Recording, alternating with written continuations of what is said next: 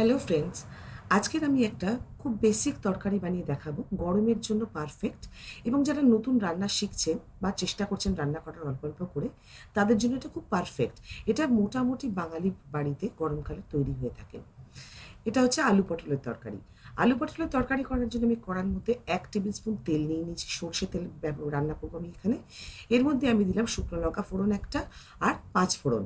5 ফোড়ন আর শুকনো লঙ্কাটা গরম হয়ে গেলে, ফুটে গেলে, আমি এর মধ্যে অ্যাড করব পটল।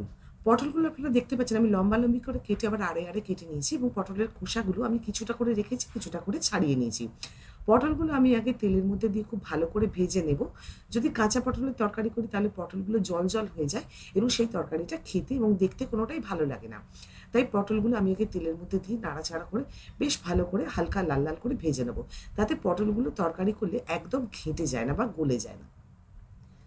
আপনারা দেখতে পাচ্ছেন এই পটলগুলোকে ভালো করে ভাজছি, ভাজাভাজি করা চলছে আমার পটলগুলো। একটু একটু হালকা হালকা রং ধরতে শুরু করেছে, আমি ভেজে চলেছি। পটলগুলো ভাজা আমার মোটামুটি শেষ হয়ে গেছে। এই পর্যায়ে আমি অ্যাড করবো ডুমো ডুমো করে কেটে রাখা আলু এবং কাঁচা লঙ্কা। আলুগুলো দেওয়ার পর আমি আবার পটলের সাথে আলুগুলোকে একটু নাড়াচাড়া করে ভাজাভাজি করে নেব। এটা একটু নাড়াচাড়া করা হয়ে যাওয়ার পর এর মধ্যে আমি অ্যাড করবো স্বাদ মতো নুন। আমি এই তরকারিটা একদমই জল ছাড়া করবো, সেই জন্য নুনটা একটু বুঝে ব্যবহার করতে হবে। আমি তাই একটু অল্প নুন দিলাম, আপনারা নুনটা বুঝে ব্যবহার করবেন। এর মধ্যে দিলাম আমি 1/4 টিস্পুন মতন জিরে গুঁড়ো, পরিমাণ মতন হলুদ গুঁড়ো, আর 1/4 টিস্পুন মতন লঙ্কা গুঁড়ো। আপনারা যারা মনে করবেন যে লঙ্কা গুঁড়ো ব্যবহার করবেন না, আপনারা স্কিপ করতে পারেন, কারণ আমি এখানে অলরেডি কাঁচা লঙ্কা ব্যবহার করেছি। আর দিচ্ছি একটুখানি চিনি। এই তরকারিটা একটু মিষ্টি মিষ্টি হয়, কিন্তু যাদের চিনি ব্যবহার করার অসুবিধা আছে তারা স্কিপ করে যাবেন চিনিটা, তাতেও কোনো প্রবলেম হয় না। সব মশলাগুলো দেওয়ার পরে আমি আবার আলু পটলগুলো ভালো করে তেলের সাথে নাড়াচাড়া করতে থাকবো। আপনারা দেখতে পাচ্ছেন ভাজা ভাজা হয়ে যাওয়ার পরে আমি আলু পটলটাকে ঢাকনা দিয়ে দেবো। ঢাকনা ততক্ষণই আমি দেবো যতক্ষণ আলু আর পটলটা সেদ্ধ হতে সময় লাগে। খুব বেশি সময় ঢাকনা দিয়ে রাখার দরকার নেই, কারণ এটা জল ছাড়া রান্না হচ্ছে। আজকের এই ভিডিওটি যদি আপনাদের ভালো লেগে থাকে তাহলে আমার চ্যানেলকে লাইক এবং সাবস্ক্রাইব করবেন, এবং আমাকে কমেন্ট করে জানাবেন আজকে ভিডিওটা আপনাদের কেমন লাগলো।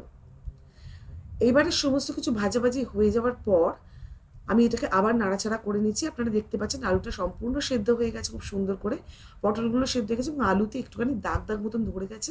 এই দাগটা পোড়া দাগ না, এটা চিনি দেওয়ার ফলে এই দাগটা হয়েছে। ভালো করে ভাজাভাজি করে নিচ্ছি আমি।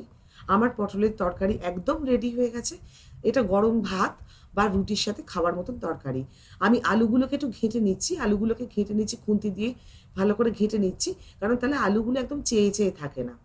আলুগুলোকে ভালো করে খুন্তি দিয়ে ঘেঁটে নিলাম, যাতে তরকারিটা একদম একে অপরের সাথে মিশ খেয়ে থাকে। তাহলে আপনারা দেখতে পাচ্ছেন আমার আলু পটলের তরকারি একদম রেডি খাবার জন্য। এটা ভাত এবং রুটির সাথে খেতে ভীষণই ভালো লাগে। আজকের মতন এইটুকুই। ধন্যবাদ।